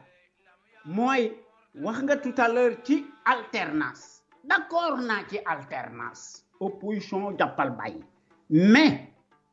li ngay wax li may wax keneen di ko wax moo ci nekk malheureusement nous sommes minoritaires kenn du jàllale suñu discours parce que corruption généralisée tout azimut fàttewu kenn parce que président de la République dañ ko jox des pouvoirs exorbitants ku mën a doon nag Wade ak Diouf ak y compris ki nga xam ne moo ci yées voilà parce que Sénégal tant que li am ci Europe États-Unis amu fa Sénégal ndaare rek lay jël c'est amul sax lu ñuy discuter waaw de midi à 14h parce que il faut que débat contradictoire de l'ensemble de la classe politique sénégalaise mën fay am pour ce faire loolu pour mën a xam suñu Sénégal gii ban tànk lay tëdd ëllëg nan lay demee ëllëg il faut que maanaam ñu jàng ci sans quartier maanaam l'ensemble de la classe politique parce que bari na plus de 300 partis plus de 300 mouvements buñ ci boolee nag maanaam ñi nga xam ne ñooñu lañ tuddee les gros bonnets voilà kooku il faut que ñu def débat boobu de manière que sénégalais yi ak sénégalaises yi mën a trancher mais faut-il que nous nekk dans un état de droit pour que le premier d'entre eux accepte la contradiction pour savoir qui est qui et qui a fait quoi ñu def ko les primaires et par télévision et par médias interposés pour ñu mën a éviter les erreurs du passé et du présent voilà faut-il que nous ayons le courage de le faire voilà le problème c'est que c'est ça alors bëgguma monopoliser discours bi sur la Casamance wax nga ko tout à l'heure effectivement les 7 soldats sénégalais yi ñu capturé ci janvier MFDC ñu def leen ko ci 24 janvier dernier ñu ne libéré nañ leen tey wax nga ko tout à l'heure parce que li ma ci am takk jàngat bi ma ci jàngat ci loolu xam naa ne moom nga def voilà def nga ko tout à l'heure mais man li ma ci gën a yéeme muy kan moo joxe information boobu Ndiawar kan moo ko joxe xam nga ko c'est l'agence de presse française mais loolu jaaxalu loolu Ndiawar tubaab moo joxe information bi waaw l'agence de presse waaw de France moo ko joxe waaw mais on est où waaw ban àdduna la nekk parce que agence de presse boobu dane dafa citer un responsable du mouvement moo ko jox information boobu dañoo ñëw ci Casamance wala dañ leen a téléphoné est-ce que loolu c'est normal pour man c'est pas normal y a un problème et puis ce n'est pas une première au Sénégal parce que dafa mel ni que sax ñi ñuy joxe information yi léegi tubaab yi la léegi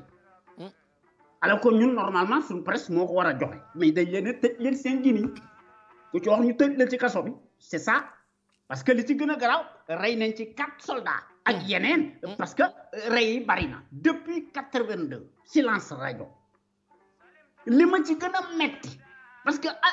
c'est-à-dire que ni ñu bind affaire bi sax man moo ma metti parce que dañu ne les otages enfin les otages militaires suñu jàmbaar yi ils seront remis tey lundi ñu ne wallaay waaw le 14 tey lundi ñu ne en Gambie déglu est-ce que Ndiawar yaa ngi déglu kàddu bi ay déglu bu baax ils seront remis ce lundi en Gambie aux représentants de la communauté des États ouest-africains la CEDEAO. Auzu billahi mina seytaani rajiim. Man je ne comprends pas. Je ne comprends pas. Et par qui kan moo waaw léegi maanaam dañoo jël otage yi jaarale ko ci kenn nit waaw kooku ñu bàyyi ko mu yagari yore armam jaar Gambie jox leen ko amul lenn loo xam ne moo koy freiner et comment loolu naka la mën a nekk et comment ça veut dire que ne il y a une mafia de criminels qui s'autorise en toute impunité qui agit à tout vent quand elle le veut comme elle le veut crime organisé la maanaam affaire bi boo ko seetloo ba seetlu ko mooy li ma doon wax barki démb te d'accord nga ci te maanaam sax gor yi ñoom ñëpp ñoo ci nekk ñoo ci d'accord parce que mbir mi dafa nekk un état dans un état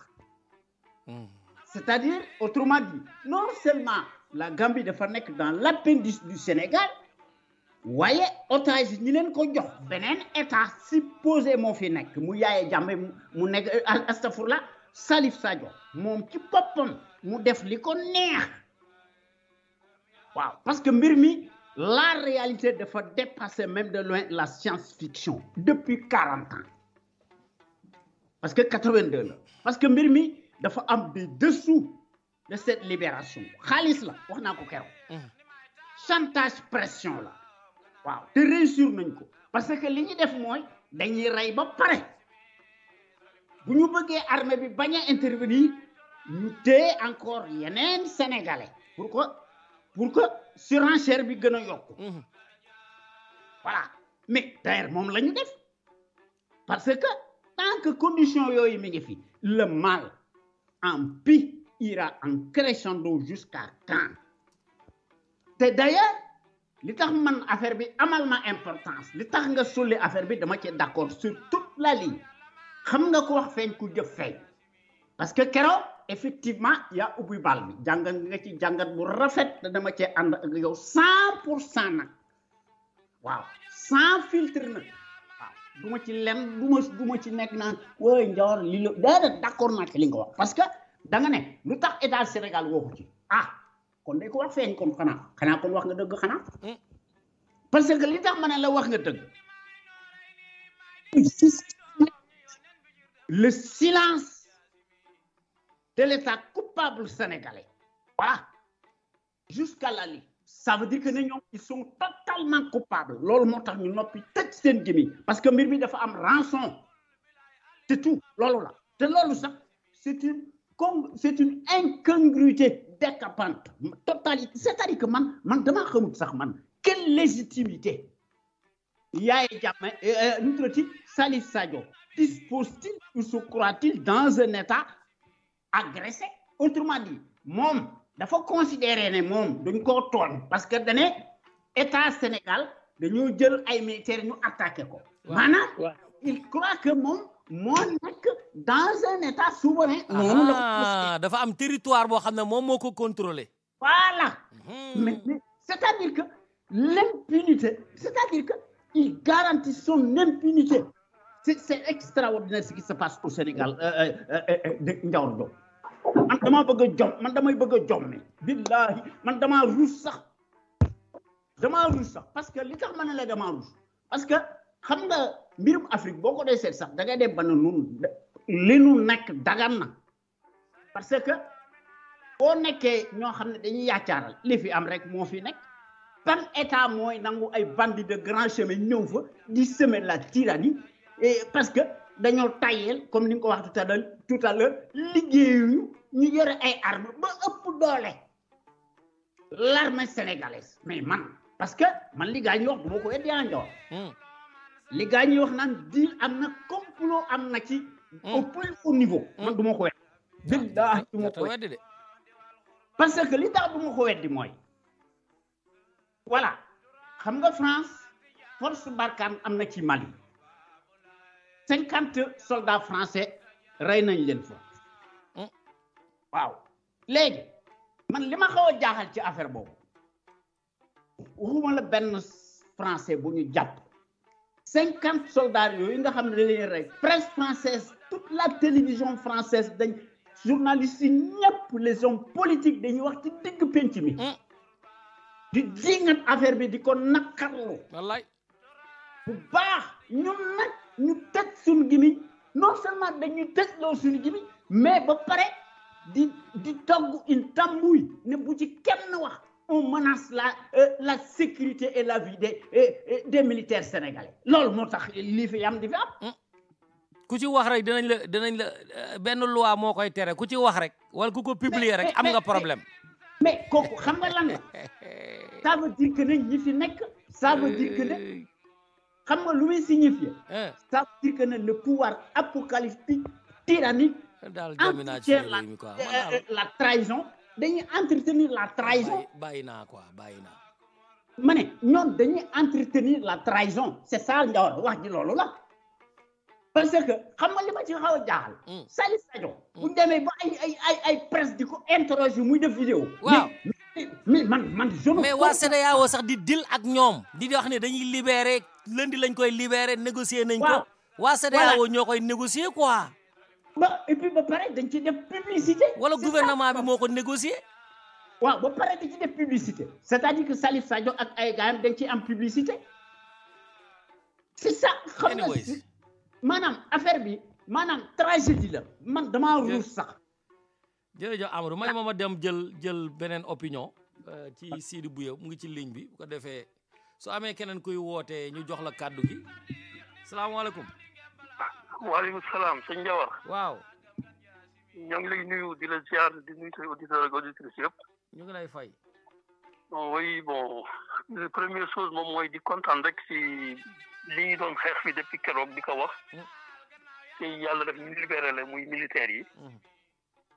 donc loolu sant yàlla la quoi alhamdulilah parce que loolu moom sant yàlla bu baax la parce que gis nañ ci keroog vidéo yi doon circulé ni ñu leen doon traité di leen humilier tu vois donc su yàlla defee ñu bàyyi leen loolu moom c'est à saluer léegi nag mu des tamit nag problème yi ñu réglé ko tu vois parce que koo xam ne yorewoo communauté rurale vraiment waroo mën te nit ñi quoi oui donc man moom loolu mooy sama kii man problème Casamance du question toog si table question que door leen ba ñoom ñu teg seen i kii ne kaa la ñu waxtaan wante moom tant que ñu ngi di leen jox privilège di leen jox considération ñuy toog si ay table moom problème bi du mos a réglé wu il faut que peur bi nekk ñoom seen camp c'est ça le problème tant que loolu nekkul seen camp rek moom gëw ma ni problème dina gaaw réglé wu te pour mu nekk seen camp lu yomb la parce que affaire moom question de force la su fekkee force mu ñëw lay ëpp force bon beneen côté bi nag mooy affaire enseignants yi bon comme tu dis enseignants yi moom c'est des politiciens encore bu léegi te man damay faral di wax ne gis nga Ndiawar ku bëgg xaalis doo leen jàngale ça il faut que mu leer su ku bëgg xaalis da ngay dem defi commerce tu vois wante jàngale moom rimul ak am xaalis même si France sax les enseignants chaque jour dañuy casse ils sont pas bien payés état nag ni mu tëralee ay mbiram la ba gars yi d'accord ko parce que gis nga maa ngi déglu audio bi nga teg léegi xam nga ñoom dañuy jaxase xel nit ñi yaa ngi dégg waa ji naan man bac plus 6 kii def bac plus 6 ñu koy fay lii man mais bokkul profession yi duñ benn parce que ki nga xam ne dafa def bac plus 6 dem def école d'excellence muy exercer métier bu bokkul ak sa métier il faut que soit sérieux am na yenn yoo xam soo koy def tu dois être conséquent li ngay def am na ñoo xam ne dañuy dem jàngale parce que moo fi sës wante nit ki demul defi magistrature parce que moo fi sës c'est que tamit il faut que tamit loolu ñu waxante dëgg quand même parce que fu mu nekk nii ñoom lépp lu ñu nga xam ne li ñuy reproché man je ne suis pas avec l'État ni avec les enseignants c'est que dama bëgg rek wax dëgg bi nga xam ne moom moo am moom lañ constaté di ko dund parce que ñoom enseignants yi dañuy grève su fekkoon dañuy grève toog seen kër mais dañuy grève dem ci école privée yi di jàngale wala ñoom dañu am seen école bopp dem di jox foofu ay cours tu comprends donc du coup loolu manque de sérieux boobu boo dem je te dis ay kër yu ñu luwee di ko def ay école te école yooyu nag ñoom ñoo koy moom parce que man nanguwuma quand même ñu yàq xelu nit ñi naan magistrat bi lii mais ñoom lu tax waxuñu député yi ñu leen fay ay 1,3 million te député yi jànguñu amuñu benn diplôme comprendre diplôme yi amuñu député yi amuñu diplôme de te pourtant ku si gën a tuuti salaire 1,3 million la kon pour man bu ñu ñëw génn di wax naan diw bac plus 6 diw bac plus lii pour jaxase xelu nit ñi su ko defee nit ñi émotionné wu gën a kii dañuy waxante dëgg on parle de problème d'éducation c'est très sérieux dëgg xam-xam moo ko yor tu vois donc nag ñoom seen bopp dañu war a sérieux xam ni ku bëgg a xaalis da ngay dem defi commerce wante du da ngay dem naan da ngay nekk ci jàngalekat muy fii muy États-Unis muy feneen gis ñu fenn fu ay enseignant nekkee ay millionnaire wala kii ku ko xam ne ma wax tu vois kon donc nañ bàyyi suñu doom yi nga xam ne ñu leen di kii parce que bu ñu kii lëkkale seen bopp ak tamit ñi nga xam ne ñoom ñooy footballeurs yi non Sadio Mané qui gagne 100 millions par semaine ah là où il joue est-ce que gis nga waa Angleterre kenn bi génn naan non ñun tamit lii la ñuy fay parce que kii bu nekk métier bu nekk ak ñi nga xam ne loolu convention bi d'accord ci loolu la ñuy fay ñoom li ñu war a kaas mooy seen salaire ñëw te enseignants yi kaasuñu salaire de te billahi wax wal enseignant bu ne la weer dee na fay ñu ko amul te ay prime la ñuy wax ay yu kenn xamul tu vois des choses yoo xam ne c'est vrai nit ki moom soo xasee ba jël engagement da nga war a respecter sa engagement quand même mais ñoom kaasuñu parce que seen salaire ñëwul kaasuñu parce que seen salaire dafa tardé déedéet te tamit ñoom seen jour de grève yëpp dañ leen koy fay te normalement nit ki soo grève kenn warul a fay say jour de grève te loolu suñ ko defoon tamit léegi nga dem ñu yóbbu te loolu mooy yoon mënoo bañ a liggéey ba pare tamit di réclamer seen salaire c'est que juste nekk nit ñi nañ dindi passion yi teg ko fële bàyyi chantage politicien bi kenn doxal dëgg ku yàlla rëdd sa kanam da ngay am xaalis ala kulli xaal da nga ko am mën nga jóge ci enseignant daw dal nekk homme d'affaires wala nekk leneen mais tant que yaa ngi nekk enseignant il faut se contenter xam ne métier bii su fekkee ne da nga ci xalaat di si dagal x faay yaa ngi nax sa bopp wala bëgg si am kër almadi mënul nekk maa ngi jégalu nag su fekkee wax ji am na yu mu touché mais daal liñ si jublu rek moom mooy tamit wax dëgg du leneen par la wala demee noonu parce que man yàgg naa ko di fot nee naa woon su ma yàlla dimbali woon tey ma yore woon Sénégal lii di enseignant lii di médecin lii di homme de tenue dinaa fexe ba seen salaire conséquent kuy wax loolu parce que xam na ni quand même ñoom seen koor yi nu mu tëddee la da ngay gis booy boo xam ne day génn te dama la jox benn affaire change yi baapan mën na ma seede est-ce que xam nga njawar su fekkee ni douane yi suñ defee saisie ci benn matériel dañ suñu jàppee benn affaire dañ ciy am pourcentage ci gain bi ñu jàpp bi dëgg la mais su fekkee gendarmerie dëgg naa te su fekkee gendarmerie ñoom duñ ci am dara wala police comprendre ma ne kii douane yi suñu jàppee benn marchandise dañ ciy am pourcentage ñoom dëgg la wante su fekkee gendarmerie ñoom suñu jàppee ñoom duñ ci am pourcentage wala police loolu du yoon de waroon nañ ko xoolaat bu baax tu vois te loolu c'est des choses yoo xam ne fii moo tax ñuy préféré bu ñu jàppee borom drogue ñu ne leen jox ma dara ma bàyyi la nga dem parce que duñ ci am dara. exactement. comment c'est des choses yoo xam ne dañ ko war a lépp teg ko ci table bi loo xam ne doxul kii wante nit ñi bon voilà quoi parce que rek. réew mi boo ko bëggee jubbanti gis nga Sidi Bouya réew mi boo ko bëggee jubbanti doo xam sax fan ngay commencer quoi. c'est ça le problème. c'est que lépp sujet la et puis lépp nag dafa laaj ñu waxtaan ci diñ bëri vraiment le sud est responsable. c'est triste. c'est ça le problème tey dafa mel ni benn sëriñ daara bëgg a nekk patron mënul nekk yow mii tey ñu jàng ba non c'est que jawar gis nga am na loo xam ne soo koy def du gain du xaalis nga ciy wut non dañu wax dëgg sëriñu daara mënul nekk patron impossible sëriñu daara su demee bay jàngale kiyaaba bi mu ci am la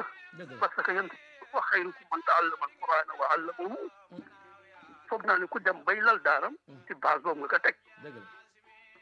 wante nag doo ñëw bokk ak Njawar Diop alxuraan yow nga lal sa daara Njawar Diop dem tukki Italie wala Amérique fexe am ay millions rek nga tiit ngay jéem a fexe di non mënul nekk. noo ciy amee waaw mënul yaa nekk choisir ni. wallaay wallaay dañu wax dëgg. jërëjëf jërëjëf. ok jërëjëf Jean Djiba mu ngi ci ligne bi Jean. asalaamaaleykum Ndiaga. waaleykum salaam. maa ngi déglu waaye boobu ba léegi vraiment. wallaay mais yow loo xalaat ci wax ji yow. waaw li nga wax moom bëri na man damay commencé ci sama réew mu fële Casamance quoi li ngeen ci doon wax léegi. man fa laa dëkk nag moo tax gis nga ñun bu ñu toogee ñun waa Casamance. surtout Joolaay. ñu naan Joolaay yëpp ay rebelle lañu. ça nous fait trop mal parce que ça c'est accuser une ethnie à tort quoi. wallaay wallaay wallaay wallaay. xam nga loolu dafa metti. dafa metti. parce que ñun luñ ci dund. ñun ñoom xam nañ ko. ak conséquences yi leen ci dal. suñu ay bàjjen. suñu ay frères suñu ay cousins. am na si ñoo xam ne dañoo disparaître parce que les militaires là ils ont fait trop de mal aussi en Casamance. Allahu akbar dañoo torturer ay nit. ñu jaar fa réer ba léegi kenn gisu leen. wallaay wallaay wallaay wallaay. ba léegi dañoo réer laa la wax réer. ay famille ay pap am na ñoo xam ne seen pap yi dañ leen torturer ba moo tax seen doom yi dañoo mujjee dugg ci àll bi naan dañuy fayul seen pap. mais gis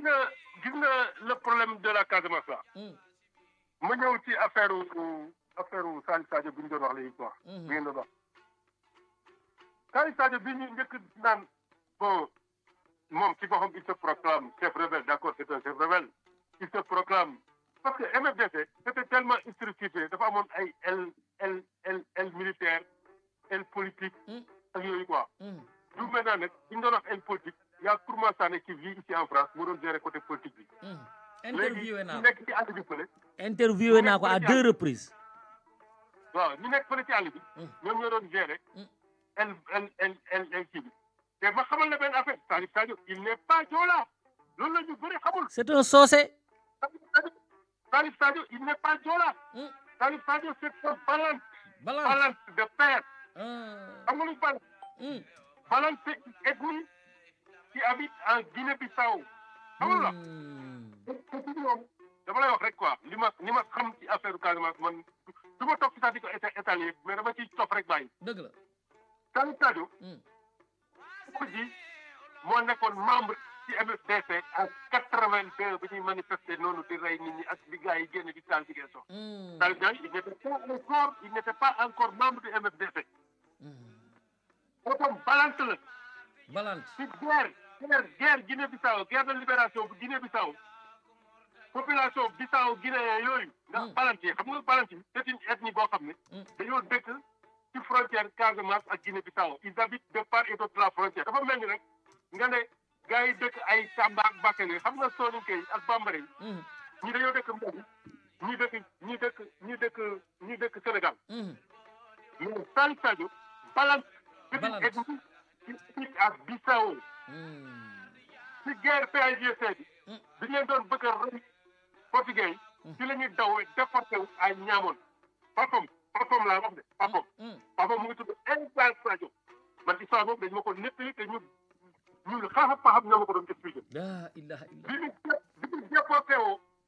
dans le sud la dans le au Casamance côté Niambane yooyu ñu nekk fa parce que ethnie boobu dafa di ethnie boo xam ne Casamance ñu leen xam ci leen rek lañ leen xamee sàcc nag balant naaga lañ leen wax balant naaga ngeen baal ma ne ku ci balant ci ma déglu nag rek ma baal xam nañu loolu ku dëkk Casamance xam na képp balant naaga fu mu dëkk seen liggéey yëpp sàcc ay nag la ba biñ fa nekkee waa dëkk boobu ñu ne ñoom duñu dëkk xeetu dëkk boobu xeetu ethnie boobu duñu dëkk ñoom parce que ñu leen di bëgg rey parce que dañuy sàcc seen nag yi di ko yóbbu Bissau léegi bi dëkk bi décidé jëlee leen foofu ci la papam déporté woon dem vers le département de Bignona dem dëkk bi ñu naan Karchak c'est dans le Boulouf boo jógee Bignona romb Diegoune jaar Kañabo dem Bessi après Karchak nga ci dëkk Karchak foofu la yaay Salif Sadio dëkk ñaayam papam foofu la takkee jabar benn femme bu sant Kuli muy bàyyi Salif muy ñaay Salif Sadio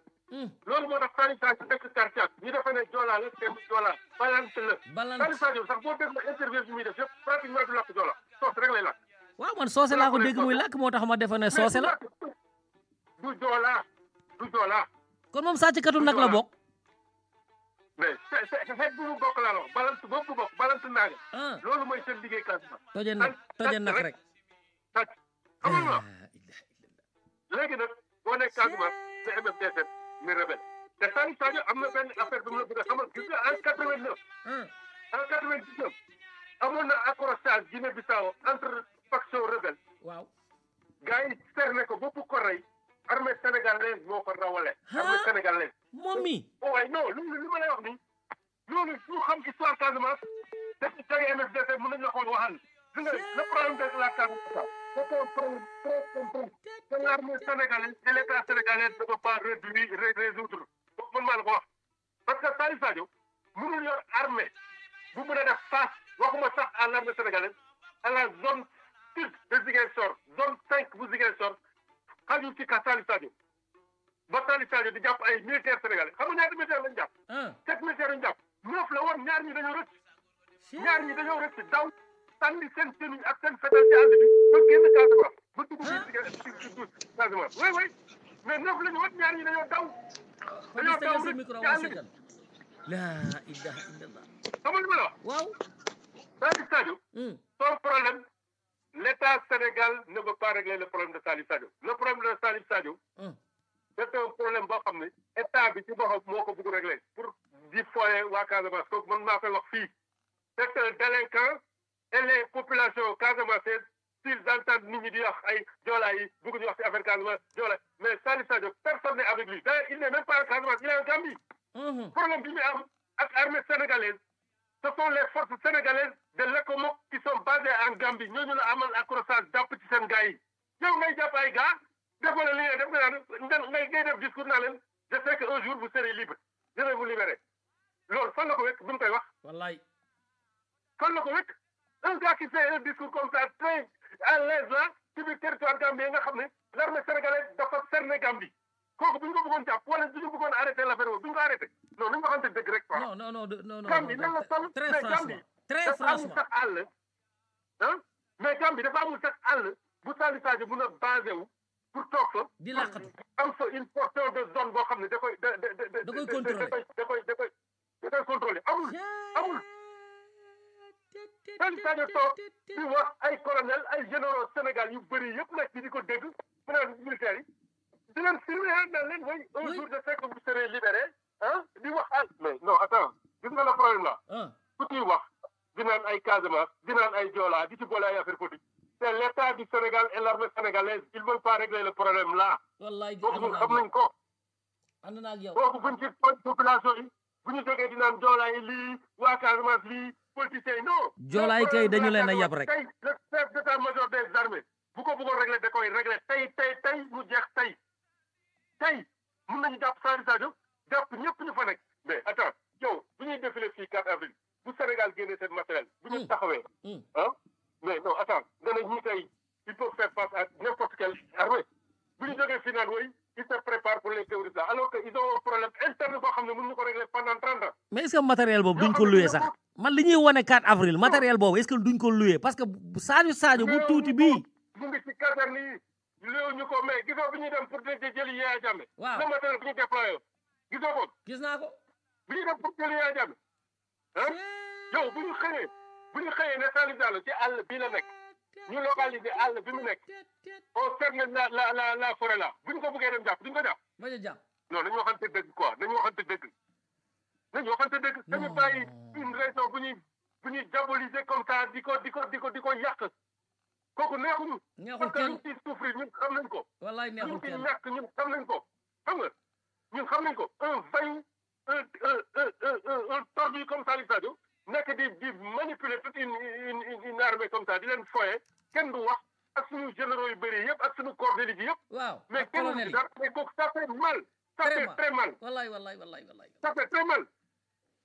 xam nga moo tax man su ma déggee nit ñi naan léeg-léeg ma dégg benn nit naan oui Ousmane Sonko na wax ci Casamance wala diw Guy Marius Sagna na wax ci Casamance keroog loolu laa dégg kii di wax benn plateau télévision Tandian Tandian moom day sénégalais Tandian c'est un Nigérien moom mu fonto man expecté naa son parent qui était président la Tandian bi nekkoon Niger saa yi ñëw Sénégal day dem ba këram Karak day dem ba kër Tandian Karak man yóbbu naa ko plusieurs fois ay mbokk la ñu mbokk yi jege sax ay cousin lañu moom Baba Tandian le président Tandian du Nigéria la du Niger moom mooy génn fi mooy Guy Marius Sagna balaa mu wax ci Lions yi na wax ci Casamance Guy Marius Sagna lan la mën a wax ci Casamance ak lan la ko mën a def ñoom Ousmane Sonko lan la ñu mën a wax ci Casamance ak lan lañ fa mën a def avec toute une armée qu'on dispose là ak le matériel qu'on dispose là un gars qui dispose di jàpp ay militaire di leen humilier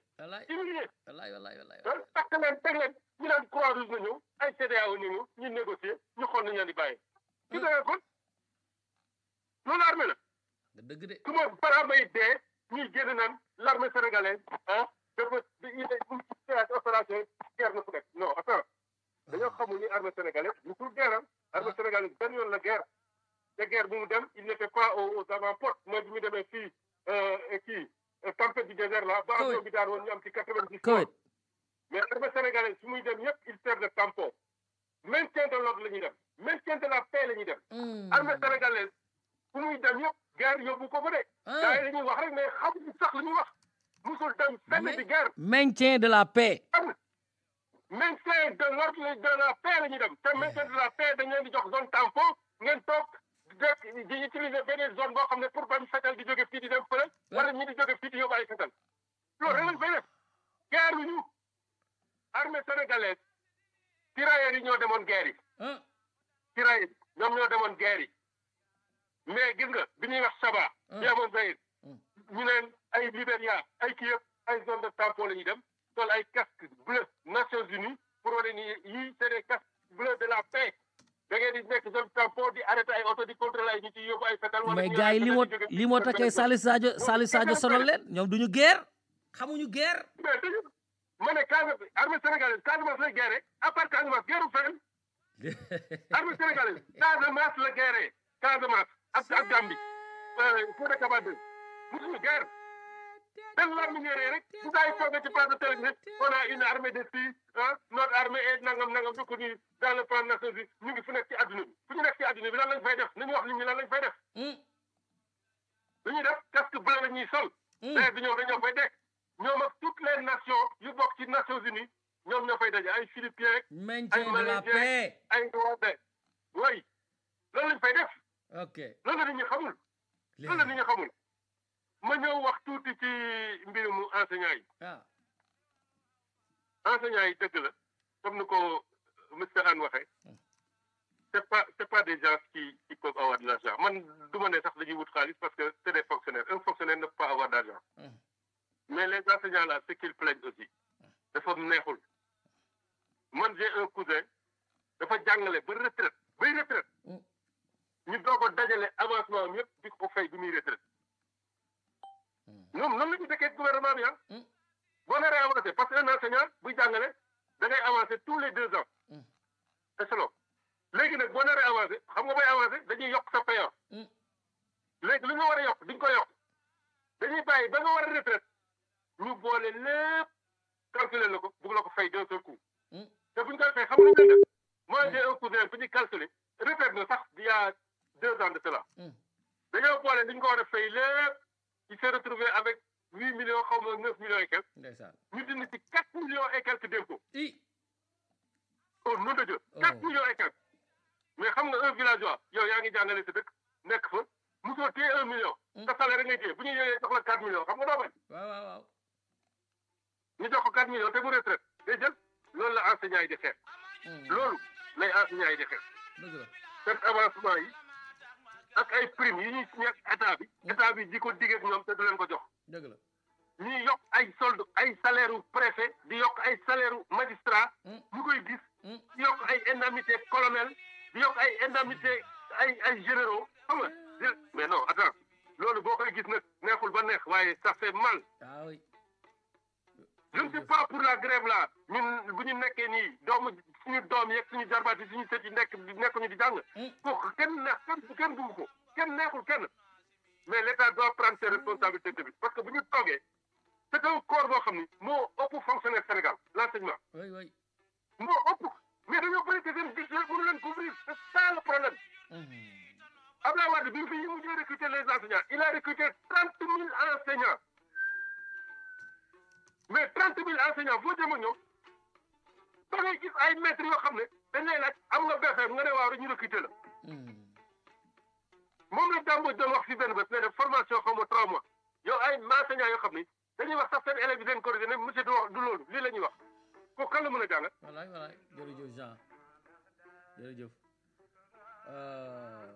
Khalifa Ababacar. waaw asalaamaaleykum. Jean Ziba borom xam-xam la. sëñ Ndiawa ziar naa la.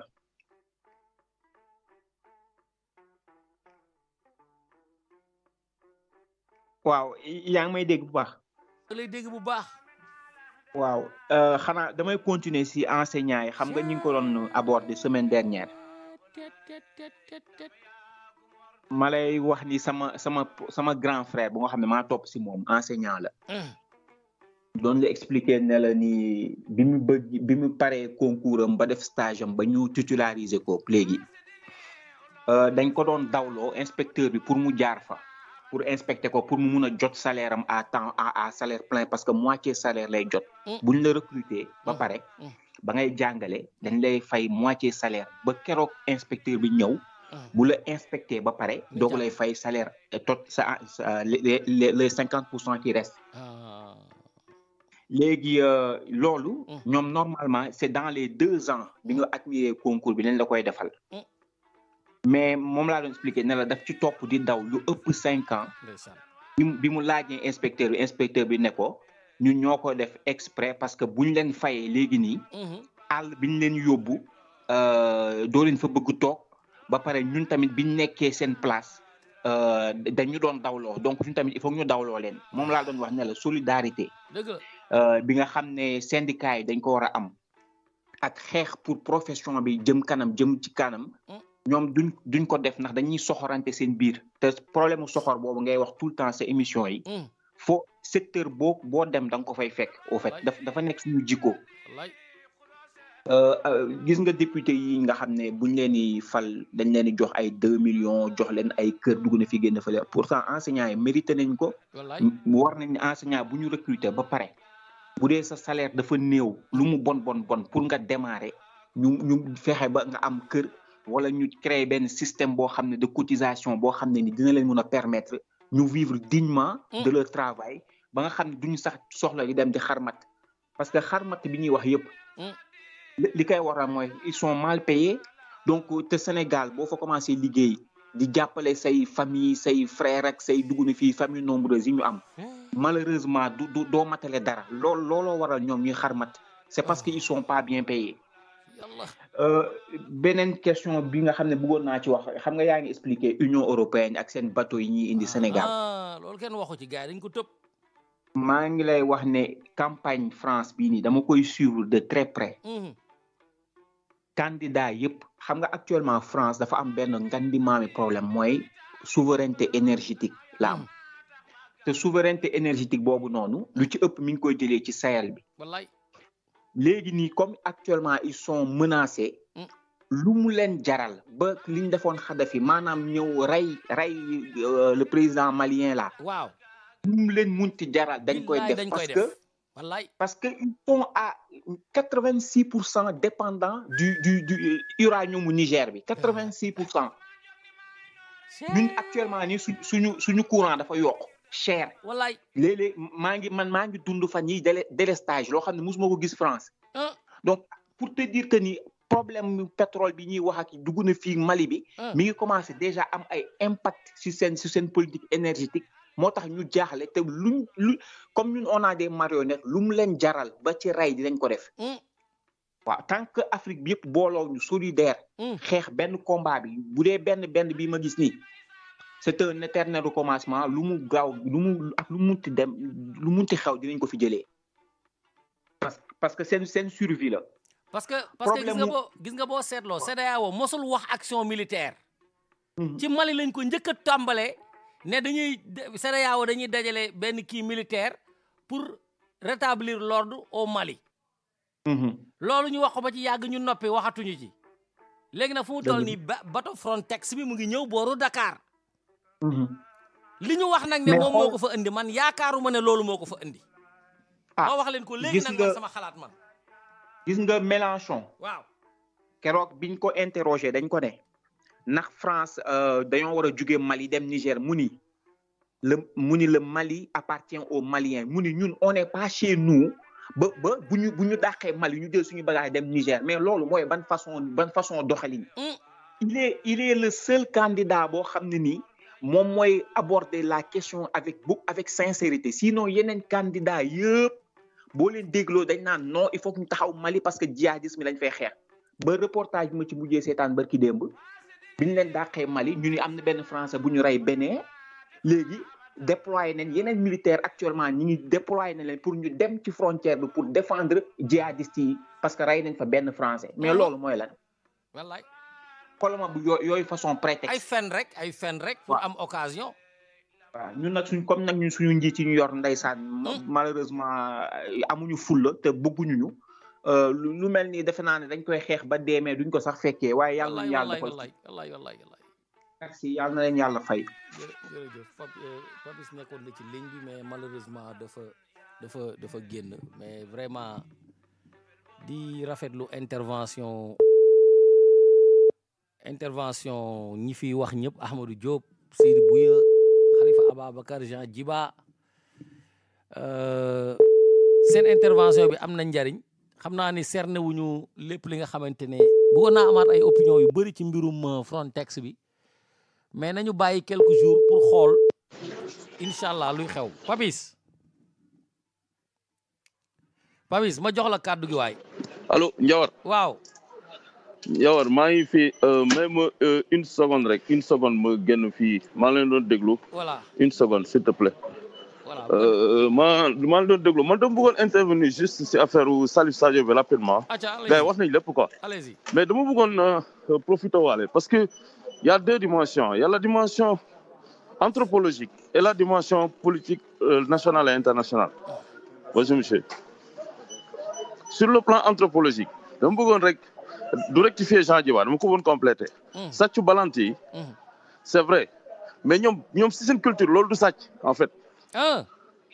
Non. xam nga les balantes il faut les connaître aussi hein. C'est une population boo xamante ni. Ils sont naturellement des populations réfractaires. Hein? Non, il n'y a rien dans le sac, monsieur. Non. Ce sont des populations naturellement réfractaires. C'est des populations naturellement réfractaires. Pourquoi? Parce que le mot balante en mandingue, d'ailleurs Jean Djiba le dit très bien, ça c'est le balante en mandingue, ça veut dire balanto. Parce que c'est des populations itinérantes, comme les Diola qui avaient quitté l'Égypte.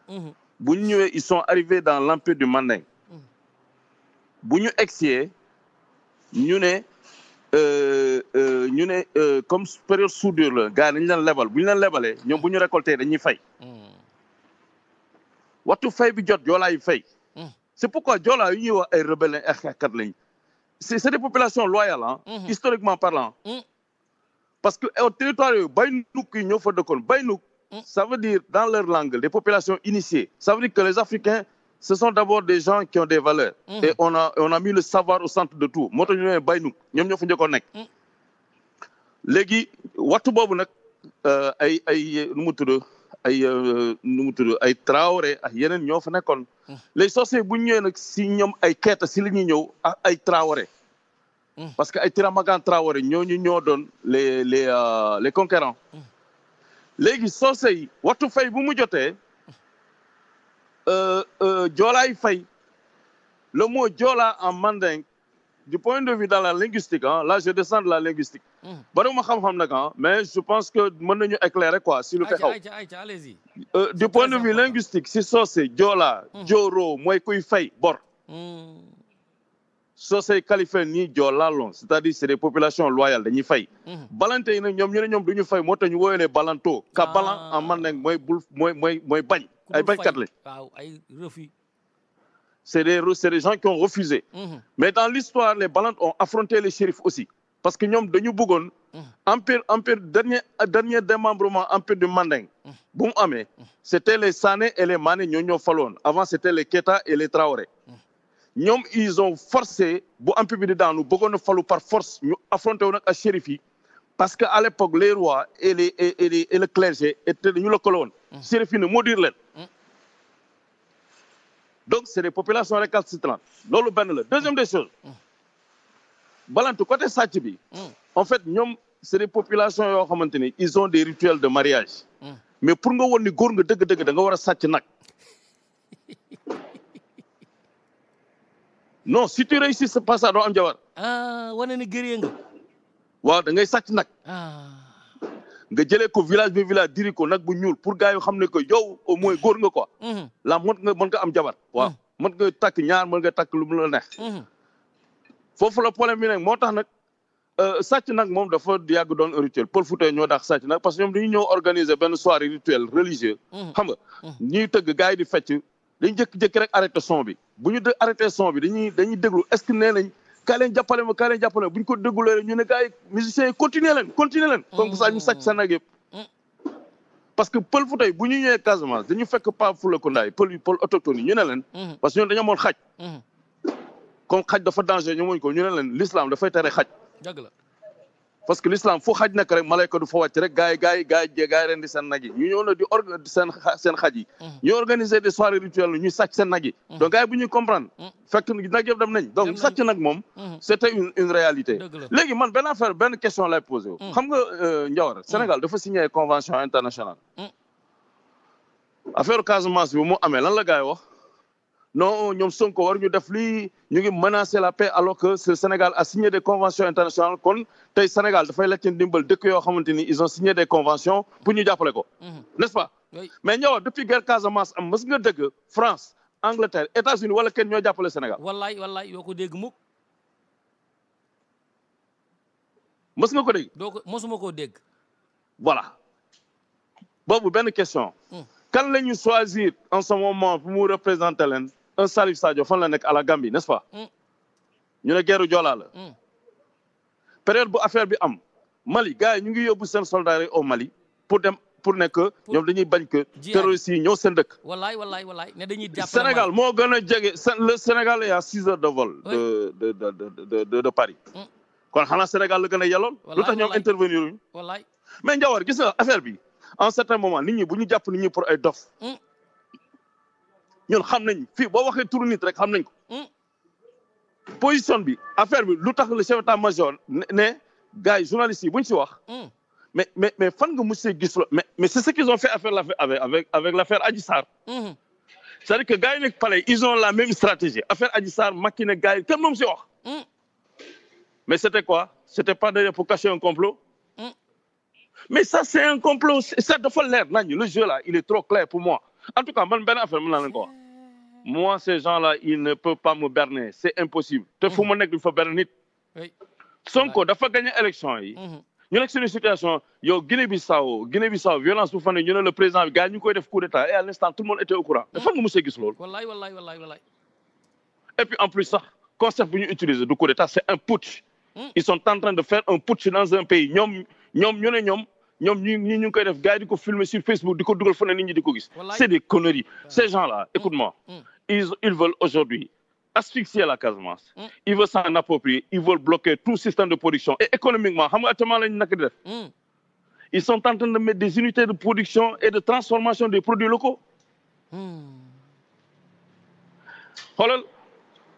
chômage, problème de développement. su ma diggante ak yàlla Kolda la région de Kolda région Tambacounda la gën a bëri lu tax defuñu ko région de Kolda Tambacounda lu tax defuñu ko Kédougou. Ils vont le faire à Ziguinchor. Pourquoi? Mais ça veut dire quoi? Mais il y a un enjeu électoral Macky benn affaire moo ko soxal. affaire élection Sonko bi am na lu mu ciy joué ah. Mais bien sûr. Ok. Tout leur problème xam nga la. ma jeexale foofu. C'est pas la qualité, c'est la quantité, c'est le nombre. Ziguinchor. C'est le nombre dañu bëgg élection bu jotee législative wala présidentielle Sonko bu mu fa ëpp c'est-à-dire que ba léegi tant que Macky bàyyiwul sa volonté de se présenter au troisième mandat. Tant que moom gars yu ko teg ci kaw. ñoom mënuñu comprendre li xew biir Sénégal li xew biir Afrique. Il va toujours y avoir ce type de scénario là. di nga toog gis nga lii bu xam nga libéré nañ soldat yi. nañ demaat sous peu di nga dëggaat encore mais man discuter naa benn waaye mu ne ma colonel Kandé discours bu mu def ne gars yi dañu démanteler benn ay camp rebelle nee na yooyu c'était des camps du PAIGC. waa Guinée-Bissau. Mais loolu ça coïncidait avec quoi? Ça coïncidait avec à l'approche des élections et le problème de Adji Sarr. Donc il fallait que Sonko bala ñu koy jàpp ñu def benn affaire fële pour ne gars yi ko xoolal mu ngi nii Sonko il est lié à ça Sonko moo def li Sonko moo dugg fële mais Sonko n'est pas fou. Sonko n'est pas fou ceux qui l'entourent ne sont pas fous. tey mën naa la wax benn affaire. gis nga en matière de géopolitique en matière de géostratégie ñu ko jàng biir Sénégal dañoo bare. et puis ma pare si benn aspect. balaa may arrêter. mais ñu ne Guy Marius Sagna lu tax waxu si. mais Jean Djiba lu mu la wax dëgg la. Guy Marius Sagna mënu si wax parce que Guy Marius Sagna amul benn base. Guy Marius Sagna ne comprend rien de la rébellion déggul sa jola Guy Marius Sagna.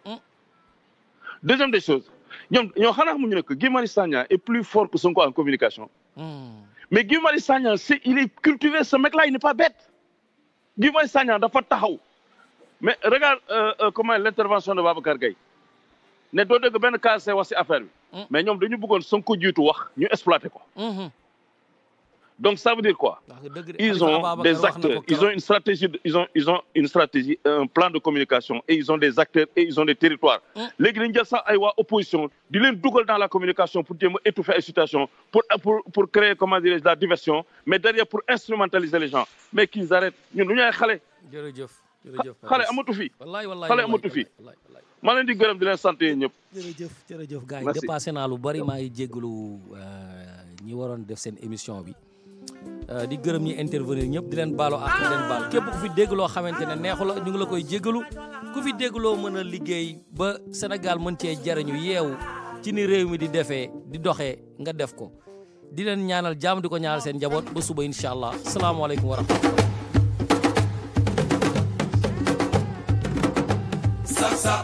kon ngeen xam ne moom mosuma bañ a sóoraale ci lenn te jiituwuma fi. ëpp ma fi xam-xam donc loolu mu koy def ba yàlla def mu yóbbu ma def ma directeur général Petrosen ñu toogati diir mu woo ma pour yóbbu ma ministère de l'énergie des mines et de l'hydraulique première rentrée te amu si lenn lu ma ko laaj chaque fois mooy woo ñëw ne ma Macky je veux que nga dem fii bi ma demee énergie mine ñu dem accident bi am mu tegal ma si équipement mu nekk surcharge bu 10 ba ñu ci génnee Idrissa Seck di former gouvernement moom moo ma woo bureau la première fois ne ma toogal di defar gouvernement boole ma ci pour ma koy jox xalaat ci koo xam ne ministre nga pare laaj ma loo ci bëgg ma ne ko loo ma si jox baax na finalement ma ne ko kon xanaa ma des fi ma newoon muy mine ak énergie ndax maa ngi la ciy liggéeyal te yaakaar naa ni secteur la boo xam ne je me sens à l'aise mu ne ma kon je vais te mettre ministre d'État parce que ça anoblit comme ça tu vas être premier sur la liste après le premier ministre. loolu la ñu nekkee dénk ma cadre parti bi ñuy dem di dem ba jëmmi jamono mu woo ma te loolu aussi dañ ko war a leeral pour l'histoire keroog assemblée nationale boo gisee ñu def li ñu def dañu bëggoon wane ne itam tey jii assemblée bi sa assemblée la les députés sont derrière vous et soutiennent le processus de l'organisation